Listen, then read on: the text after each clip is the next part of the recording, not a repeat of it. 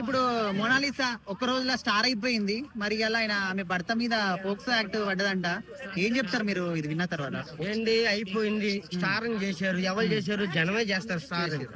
లేడోనన్నా చేస్తారు, ఉన్నవన్నా చేస్తారు. అంటే టైం బాగుంది, ఏదో వాళ్ళ లైఫ్ బాగుంటది, పూసలు అమ్ముకొని తల్లిదండ్రులు పోషించుకుంటది, లేకపోతే ఉన్న వాళ్ళు పోషించుకుంటది, లేదా ఇరుగుబోను పోషించుకుంటుందా, ఊరిని పోషించుకుంటుందో తర్వాత ఇచ్చు.